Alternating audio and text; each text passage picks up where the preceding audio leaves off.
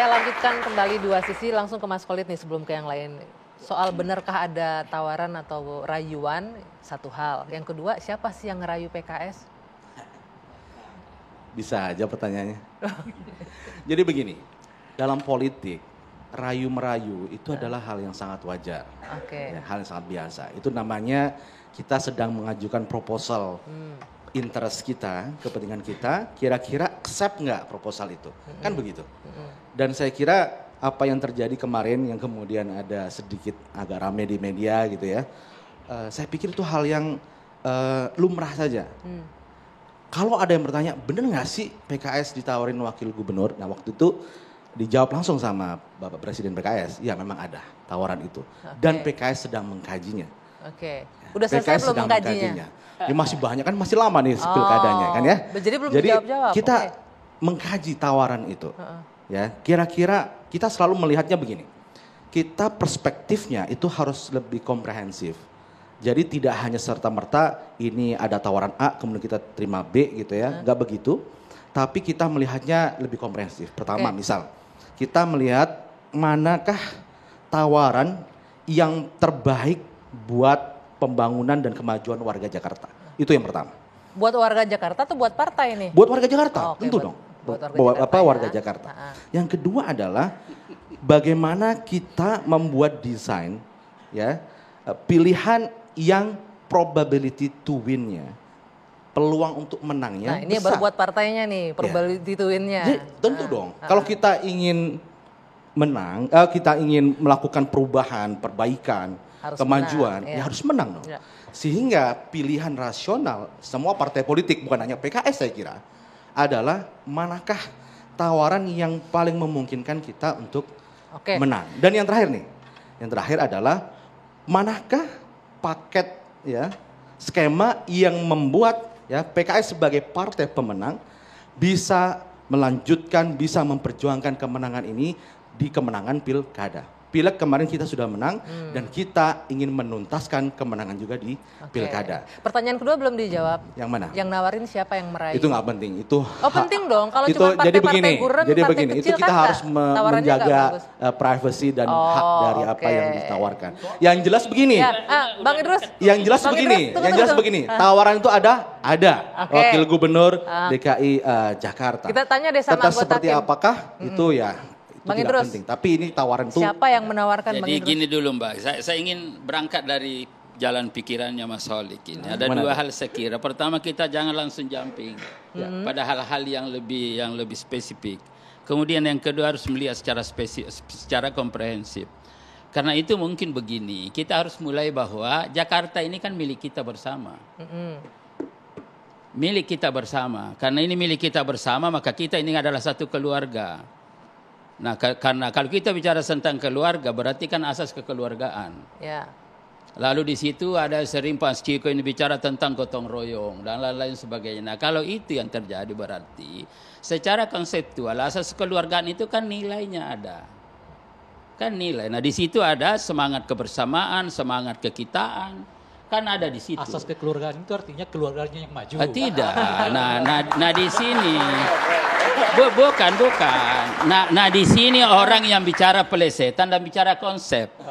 Golkar terbiasa bicara konsep, konstruksi berpikir. Karena itu saya mulai dari konstruksi berpikir kita supaya tidak kemana-mana. Apa konstruksi berpikir? Ini kita keluarga.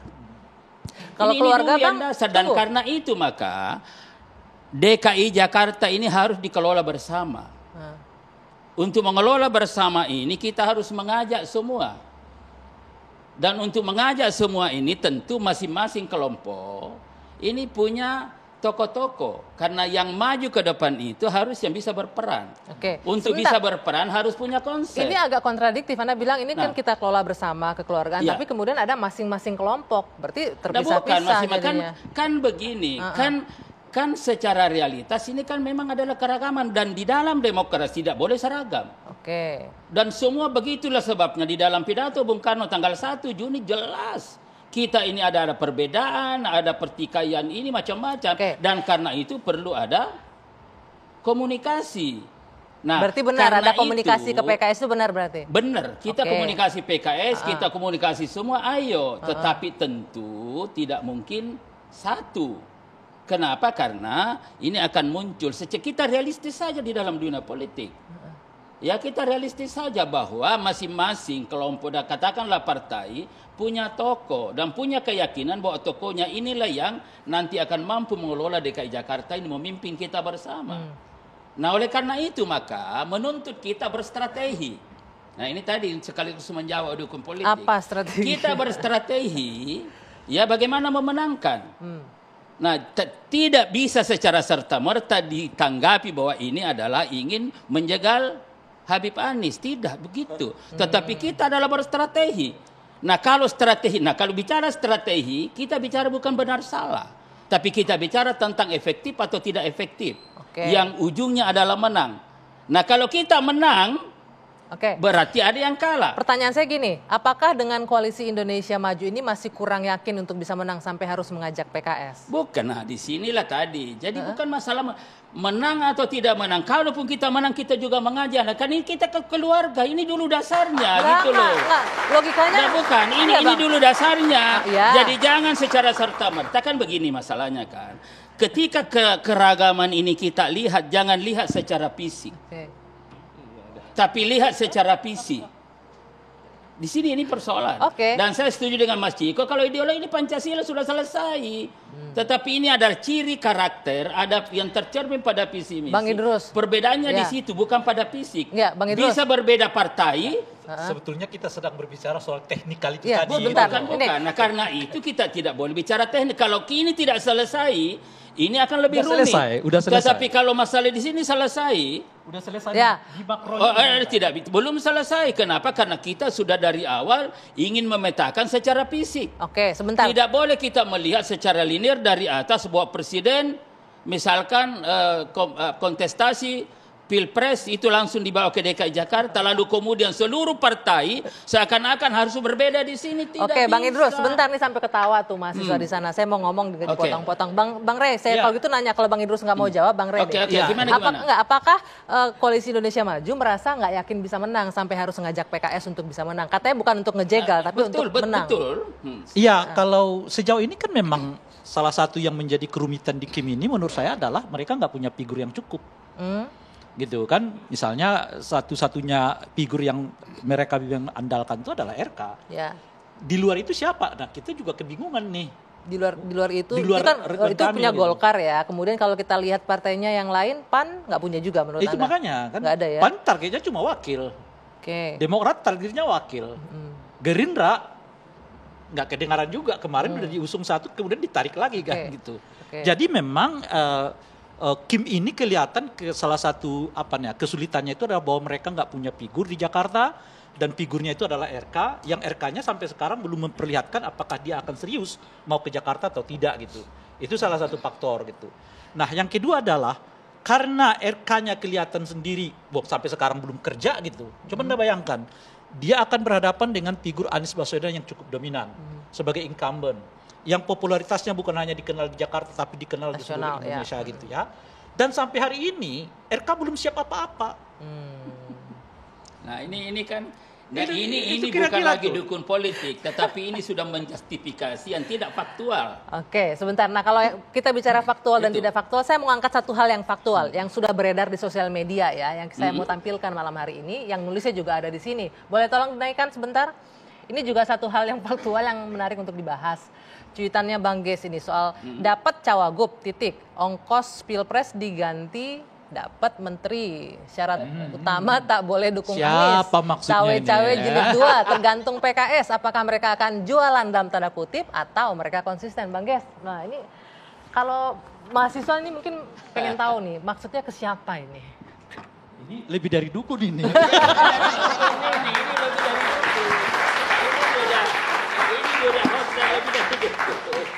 Apa maksudnya? Pertanyaannya itu sebelum Anda bertanya itu saya bertanya dulu. Kenapa sih dijauhkan dari Mas Holik? Kenapa? Duduknya kok dipisahin? Belum apa-apa udah ada strategi nih kayaknya. Jadi itu artinya ini masih cair semua, belum ada yang paten ini barang. Itu sebenarnya gini ya.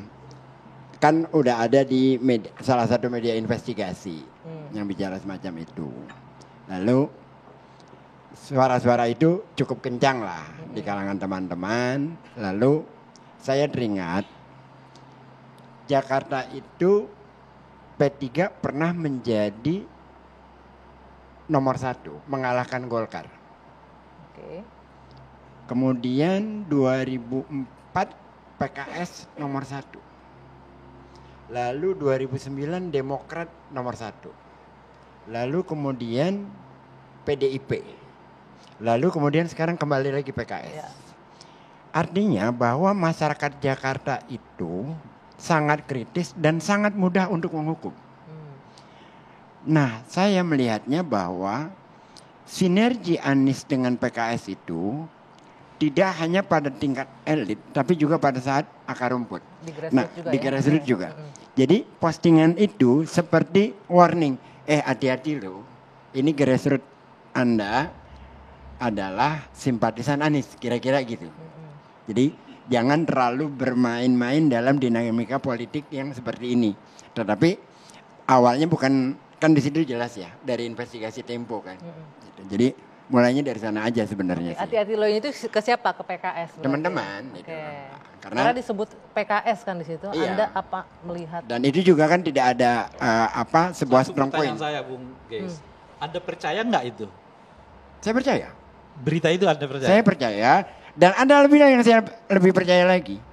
Apa itu? Bahwa tidak serta-merta sekarang hambatan Anies itu hanya pada persoalan partai. Tapi ada kemungkinan lagi institusi hukum digunakan untuk menghadang Anies. Saya belum tahu. Tapi sampai kemungkinan itu ada. Sampai sejauh itu? Mbak, di dalam rejim yang seperti ini, jangan ada satupun yang kita percaya. Nggak ada sedikit husnuzon, jangan suuzon. Kecuali soal gitu. PKS yang tadi ya.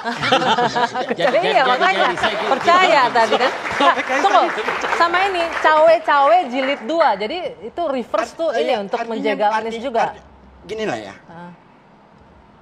Waktu Pilpres kita melihat bagaimana Anies dipanggil KPK dengan kasus yang mengada-ada. Terus sekarang menjelang pilkada. Terus kita menganggapan bahwa ini rejim sudah lebih baik. Nggak juga.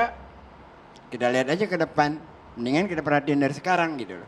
Kan sekarang kalau sekarang lagi kena korban nih PDIP, Hasto. Korban apa? Oh. Itu Hasto. Kasusnya udah berapa tahun tiba-tiba muncul ada agenda apa di balik ini. Benar masih kok jadi korban. Silakan. Apalagi di kalau Sandra atau gimana? Saya tuh sekarang tidak lagi bisa melihat secara faktual, netral dalam konteks ini. Oh ya udah ini memang lagi berjalan. Enggak, ada agenda di balik ini. Oke, sampai sejauh itu ya. Jadi gini, oke, ditahan dulu, jadinya tahan dulu ya. Kita komprek dulu, Bang, sebentar, sabar. Walaupun ini agak melebar ya. Iya, jadi kita balik lagi nanti. Sebentar. Kita akan. Sisi. Tahan dulu, sabar Bang Idrus. Dua sisi akan kembali sesaat lagi.